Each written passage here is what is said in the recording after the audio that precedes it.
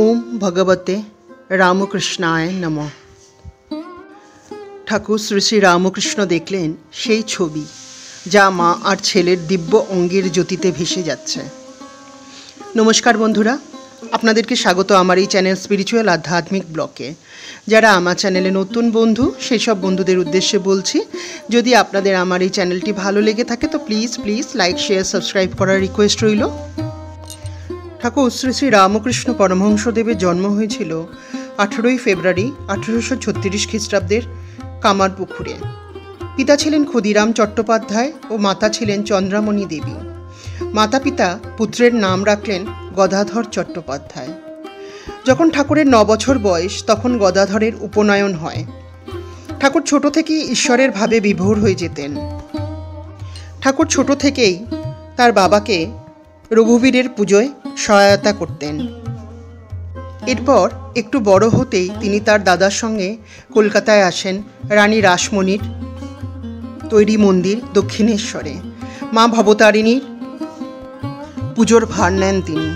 এখানেই পঞ্চবটী বনে ঠাকুর সাধনা করেছিলেন। ঠাকুরের গুরু ছিলেন তোতাপুরী, ভৈরবী মা প্রমুখ। ঠাকুর শ্রী শ্রী রামকৃষ্ণদেবের পত্নী ও সাধন সঙ্গিনী ছিলেন মা সারদা দেবী। ঠাকুরের শিষ্যদের মধ্যে স্বামী বিবেকানন্দ, রাখাল মহারাজ, লাটু মহারাজ প্রমুখ ছিলেন। 1886 খ্রিস্টাব্দের 16 অগস্ট ঠাকুর দেহ রেখেছিলেন। তখন তার বয়স হয়েছিল 50 বছর। বন্ধুরা, ঠাকুরের এক ভক্ত ছিলেন, তিনি যদু মল্লিক। তার বাড়িতে একদিন ঠাকুর বেড়াতে এসেছেন। তিনি বসেছেন মল্লিকদের বৈঠকখানার ঘরে। হঠাৎ ঠাকুরের চোখে পড়ল দেওয়ালে টাঙানো একটি মা ও ছেলের ছবির দিকে। বড় মধুর ভাবের ছবিখানি। মার বাহুর বেষ্টনীতে পবিত্র একটি ছোট্ট শিশু। এই ছবিতে মা তার দুটি চক্ষু দিয়ে স্নেহের সঙ্গে হেসে শিশুটির দিকে তাকিয়ে।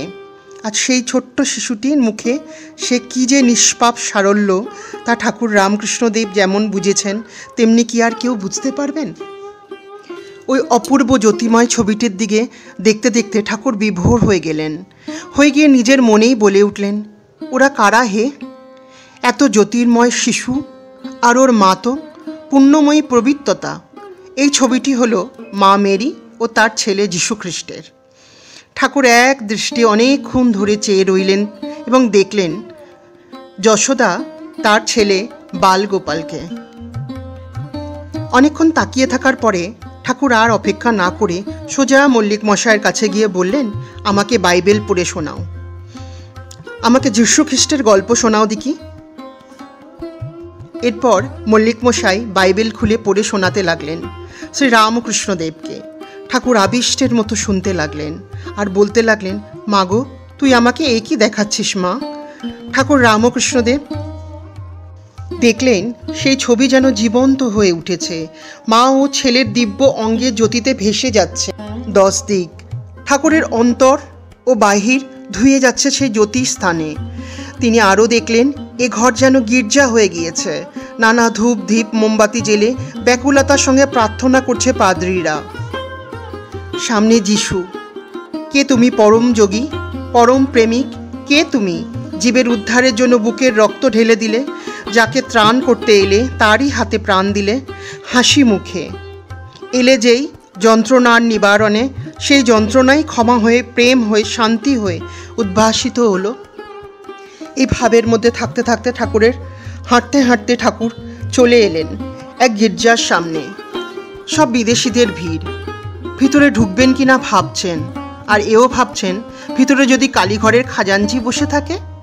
যাই হোক, এরপর ঠাকুর মা ভবতারিণীকে বললেন, মা গো, খ্রিস্টানদের গির্জাতে তোমাকে কি করে ডেকে একবার দেখব?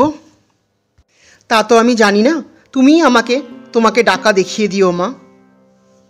আমাকে গির্জার দোরগোড়া থেকেই দেখা দিও, আমি তার ভিতরে যাব না। এরপর ঠাকুর শ্রী শ্রী রামকৃষ্ণদেব গির্জার দোরগোড়ায় এসে দাঁড়ালেন। তিনি চক্ষু মেলে তাকালেন একেবারে গির্জার ভিতরে। দেখলেন সত্যি এই যে কালীঘর। ভিতরের বেদিতে মা জগদম্বা, মা ভবতারিণী বসে আছেন। মধ্যে খড়গ মুন্ড করা অসভ্যে বরাভয় দায়িত্রী সেই মা, যিনি করালি হয়েও কৈবল্য দায়িনী। আনন্দধারায় দু চোখ ভেসে গেল শ্রী রামকৃষ্ণ পরমহংসদেবের। সর্বত্রই এই মায়ের ভজন, সর্বস্থানেই মাতৃস্থান। কাজলের ঘরে বাস করলে গায়ে তো কালি লাগবেই, কিন্তু কোথায় আর কাজলের ঘর নেই, সর্বত্র কালীঘর কালীঘর। বন্ধুরা, ঠাকুরের 3 দিন ছিল এই খ্রিস্টান ভাব। 4 দিনের দিন ঠাকুর যখন পঞ্চবটিতে বেড়াচ্ছেন, তখন তিনি দেখলেন গৌর বর্ণ সুপুরুষ একজন বিদেশী হঠাৎ তার সামনে এসে দাঁড়িয়েছে। সেই বিদেশীর অপার সৌন্দর্য সর্বাঙ্গে দেবোদ্যুতি।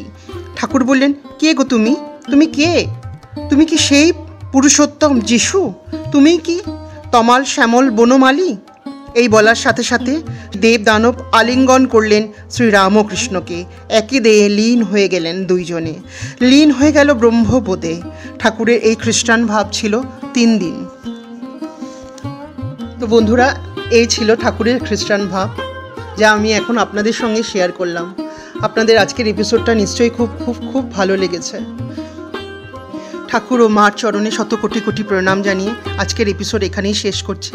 যদি আপনাদের আমার এই চ্যানেলটি ভালো লেগে থাকে তো প্লিজ লাইক, শেয়ার, সাবস্ক্রাইব করার রিকোয়েস্ট রইল। নমস্কার।